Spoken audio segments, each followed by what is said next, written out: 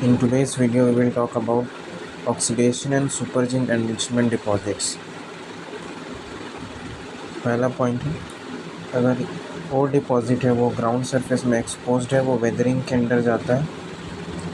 Surface water oxidise and dissolve the ore minerals from weathered zone and carries them downward. Surface water होता है वो इस और deposit को ऑक्सीडाइज कर देता है और जो डिजॉल्व और मिनरल्स हैं वेदर्ड जोन में से उनको नीचे डाउनवर्ड कैरी करता है सॉइल के. डिजॉल्व मिनरल्स होते हैं, they are redeposited just below the ground water table. इस तरीके से जो प्राइमरी और डिपॉजिट था लो ग्रेड का वो एनरिच हो जाता है to form a valuable ore deposit.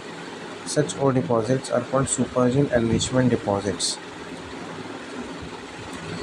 इसमें 3 जोन्स होते हैं. जोन ऑफ ऑक्सीडेशन जो कि ऑक्सीडाइज पार्ट होता है और डिपॉजिट का.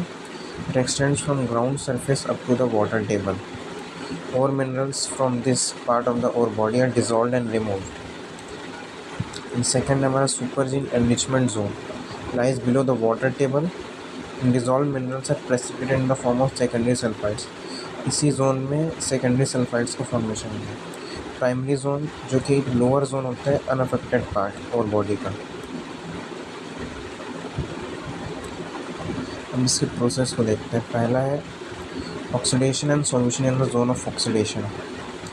सरफेस वाटर में डिजॉल्व्ड ऑक्सीजन होता है जो कि पायराइट या फिर अदर सल्फाइड मिनरल से रिएक्ट करके फेरस सल्फेट और सल्फ्यूरिक एसिड प्रोड्यूस करता है जो कि सॉल्युबल होता है वाटर में. इस रिएक्शन में देख सकते हैं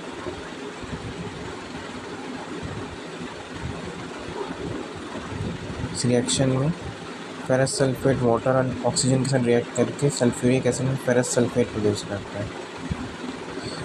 water containing sulphuric acid and ferrous sulphate ये स्ट्रॉन्ग सॉल्वेंट होता है. इट अटैक्स प्राइमरी सल्फाइड और minerals like copper zinc sulphides and produces soluble sulphates of their metals. ये ऑलरेडी एग्जिस्टिंग प्राइमरी सल्फाइड और मिनरल्स को अटैक करता है और उनके सॉल्युबल सल्फेट्स प्रोड्यूस करता है. Now solution containing secondary sulfates travel downwards to the reducing zone which lies below the water table.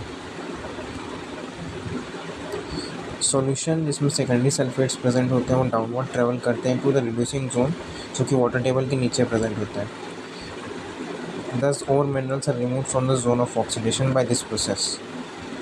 Now second is the deposition in the zone of oxidation. Cold dilute solution of secondary sulfates moves slowly downwards. Slowly downward move करते रहते हैं toward the सुपरजीन enrichment zone जो कि below the water table होता है. इस process में ये कुछ प्रेसिपिटेंट्स मीट करता है जो कि इसके मेटालिक कंटेंट को जोन ऑफ ऑक्सीडेशन में रीडिपॉजिट कर देते हैं. और जो ऑक्सीडाइज जोन में हमारे और डिपॉजिट्स फॉर्म होते हैं उनको हम ऑक्सीडाइज्ड और डिपॉजिट्स बोलते हैं. जो चीफ मिनरल्स होते हैं उसमें native metals, carbonates, silicates, oxides of copper, zinc, lead and silver. Now supergene sulfide deposition. Now solution containing sulfates of metals and dissolved state में reach the water table. अब जिसमें sulphates होते हैं metals के solution में water table तक पहुंचते हैं. Below water table its metallic content is precipitated as sulfide ore deposit which gives rise to supergene sulfide deposits. Below the water table जो होते हैं सारे रॉक्स के पोर्स होते हैं वो वाटर से भरे हुए होते हैं. उसमें एक भी एयर प्रेजेंट नहीं होता है, मॉइस्चर प्रेजेंट नहीं होता ऑक्सीडेशन के लिए. इसके कारण एक रिड्यूसिंग एनवायरनमेंट बन जाता है जिसके कारण सल्फाइड मिनरल्स का प्रेसिपिटेशन के फॉर्म में बनता है. This deposition takes place by process of replacement where pre existing metallic sulphides are replaced. जैसे कि जिंक सल्फाइड है जो कि स्फेरेलाइट है और कॉपर सल्फेट, इनके बीच रिएक्शन होकर जो ऑलरेडी जिंक सल्फाइड था वो रिप्लेस हो जाता है, कॉपर सल्फाइड फॉर्म होता है. गॉसन है, गॉसन जो कि सबसे टॉप मोस्ट पार्ट होता है फेरोजिनस एंड पोरस लुकिंग रेसिड्यू जो कि कवर फॉर्म कर देता है ऑक्सीडाइज सल्फाइड डिपॉजिट के ऊपर. Limonite form as a result of oxidation of iron bearing imparts red and brown colour to it.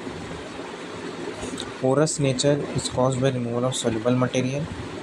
Residual lamonite of Gaussian so honeycomb structure it is called boxwork.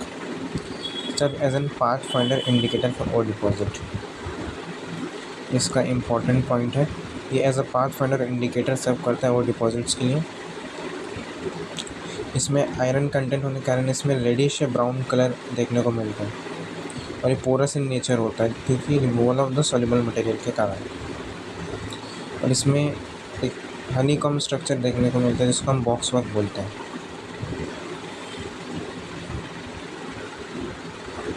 इस diagram में देख सकते एक Gaussian iron cap है जो कि reddish colour का दिख रहा है। देन यहीं से मूवमेंट हो के जोन ऑफ ऑक्सीडेशन में पहुंचता है। यहाँ पे अदर प्रेसिपिटेंट्स मिलते हैं जिसके कारण या तो ऑक्साइड्स कार्बोनेट्स वगैरह फॉर्म कर लेता है जो कि हमारे सॉल्यूशन में मेटालिक सल्फेट्स होते हैं ऑक्साइड। फिर फर्दर ये मूव करते वाटर टेबल तक पहुँचता है। यहाँ पे जोन ऑफ ऑक्सीडेशन, यहाँ पे जो पोर्स होते हैं रॉक्स इसमें एयर भी होता है वाटर भी होता है। सो ऑक्सीजन की अवेलेबिलिटी के कारण इसमें अदर कार्बोनेट्स लिक्विड्स भी फॉर्म होते हैं। इन वाटर टेबल के नीचे पहुँचते यहाँ पे सारे जो पोर्स होते हैं वो वाटर से फिल्ड होते हैं जिसके कारण यहाँ पे एक रिड्यूसिंग एनवायरनमेंट क्रिएट हो जाता है। कारण ये कंडीशन फेवरेबल करता है सल्फाइड एनरिचमेंट के लिए। यही था आज की वीडियो के लिए। Thanks for watching.